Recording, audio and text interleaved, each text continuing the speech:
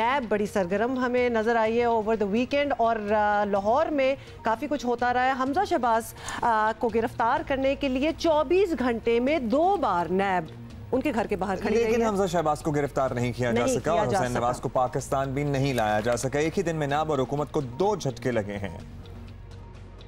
तो आपको जल्दी से बता दें कि हमजा शहबाज को गिरफ्तार ना किया जा सका, हुसैन नवाज को पाकिस्तान नहीं लाया जा सका और एक ही दिन में नैब और हुकूमत को 2 झटके लगे। शरीफ खानदान को 2 जगह से रिलीफ मिला। हफ्ते के रोज हमजा शहबाज की गिरफ्तारी के लिए नैब टीम ने 24 घंटे में दूसरी मरतबा मॉडल टाउन लाहौर में वाक़ शहबाज शरीफ की रिहाइश का 96H पर छापा मारा। नैब टीम पंजाब असेंबली में अपोजिशन लीडर को गिरफ्तार करने के लिए कई घंटे बाहर मौजूद रही। लाहौर हाई कोर्ट ने नैब को गिरफ्तारी से रोक दिया। के जजेस ने कहा कि नैब सियासतज़दा हो चुकी है।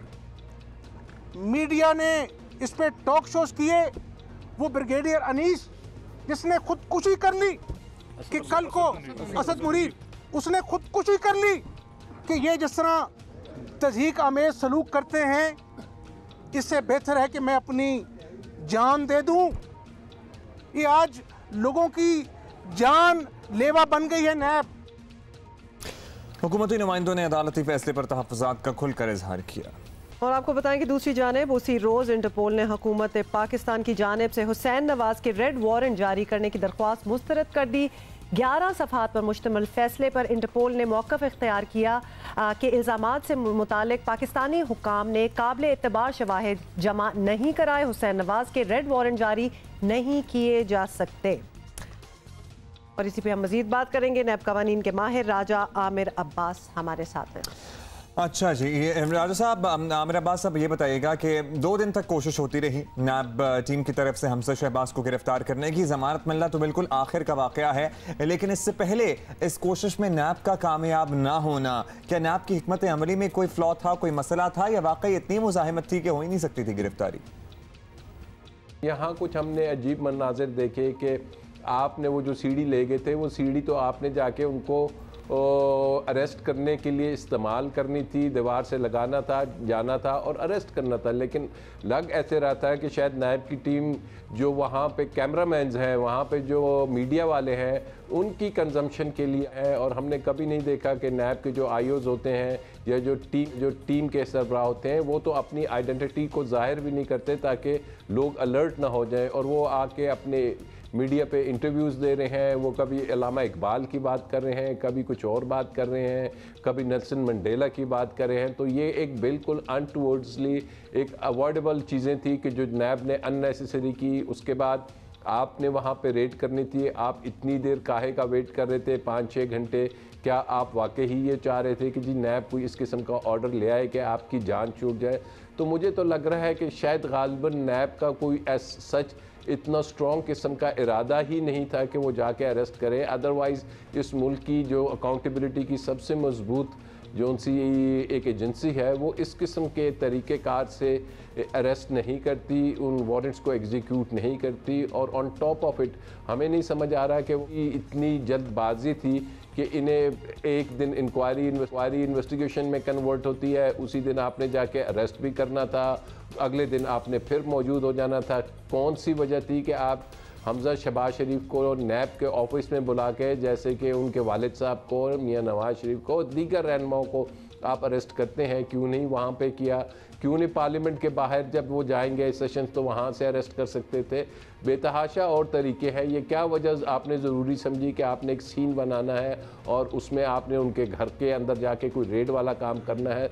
तो काफ़ी सारे सवालिया निशान हैं और नैब को इसकी क्लैरिफिकेशन देनी चाहिए। राजा साहब, हमारे भी बिल्कुल यही ख्याल था कि बड़े और तरीके थे जिसके थ्रू ये हो सकता था। मतलब इतना बड़ा एक drama, definitely may be it was for the media, may be it was for TV. ये बताइएगा कि शहजाद अकबर साहब और हुकूमत के दीगर बड़े जो है ये दावे करते रहे हैं कि बरतानिया के साथ कुछ एक्सट्रेडिशन या इस किस्म की कोई ट्रीटी बन रही है, कुछ ऑब्वियसली वहाँ से मुल्ज़मान को वापस लाने के लिए। तो हुसैन नवाज को वापस नहीं ऑब्वियसली नहीं ला सकते, तो हुकूमत इंटरपोल को क्यों नहीं मना पाई कि ये हमें करना है?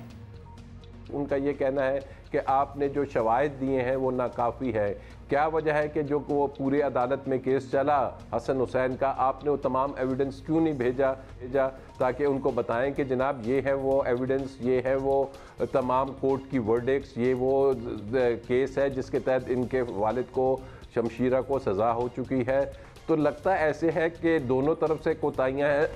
कुछ नैब और हुकूमत ने भी कमज़ोर केस बना के भेजा है, सही तरीके से तैयारी नहीं की। लेकिन जो असल चीज़ है, अगर आपने किसी शख्स को यूके से लाना है तो ये रेड वारंट्स बहुत मुश्किल काम होगा।